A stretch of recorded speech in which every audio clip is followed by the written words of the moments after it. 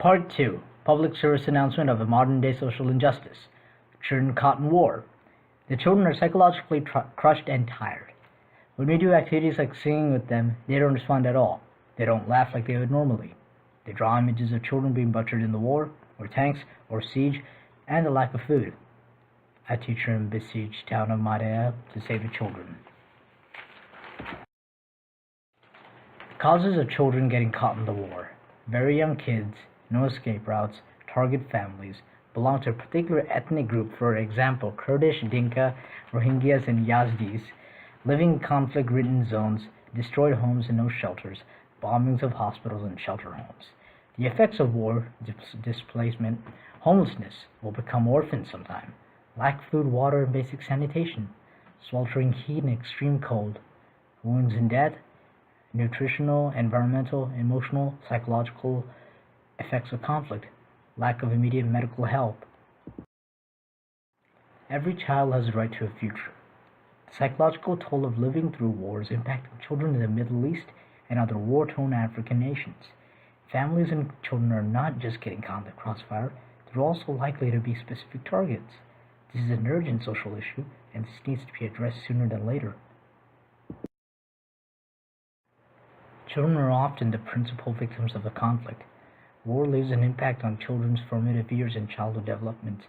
May be damage that can be permanent and irreversible. The risk of a broken generation lost to trauma and extreme stress has never been greater as the present century.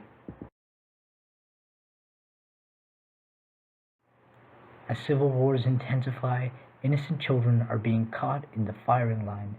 Thousands have died in brutal attacks. Many more have been severely injured or forced to flee their homes and become refugees. Children have always been caught up in warfare. They usually have little choice but to experience, at minimum, the same horrors as their parents, as casualties or even combatants. And children have always been particularly exposed.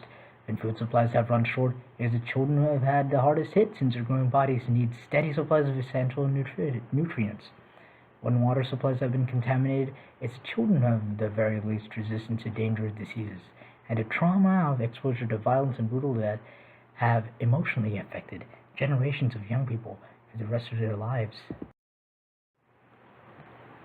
His name is Omran Dakrish. The image of him bloodied and covered with dust, sitting silently in an ambulance awaiting help, is not a stark reminder of the toll of the war in Syria. The prolonged exposure to war, stress, and uncertainty means that many children are in a state of toxic stress. This is having immediate and hugely detrimental effects on children, including increases in bedwetting, self-harm, suicide attempts, and aggression or withdrawn behavior. If left untreated, the long-term consequences are likely to be greater, affecting the children's mental and physical health for the rest of their lives.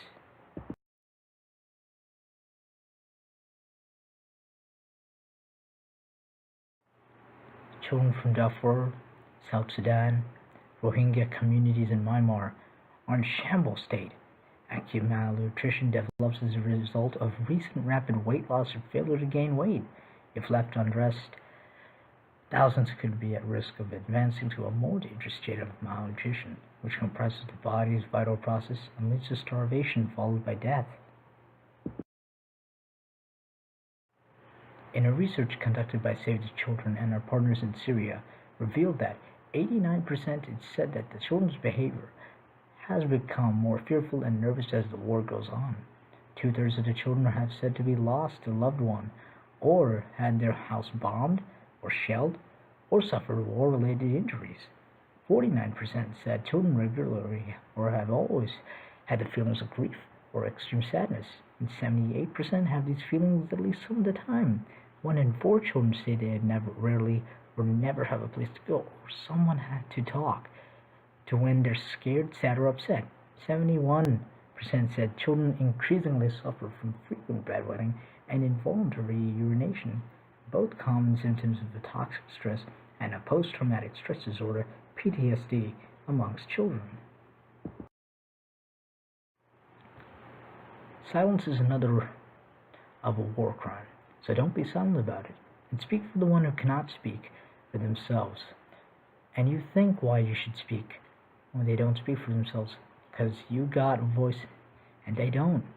The international community must make a new global commitment to support children's mental health and well-being in emergencies, recognizing the long-term damage that will be done to the generation of children in Syria without a proper support. This includes sufficient funding, mental health and psychological programming in humanitarian contexts, and ensuring that will be a core programmatic intervention in emergencies.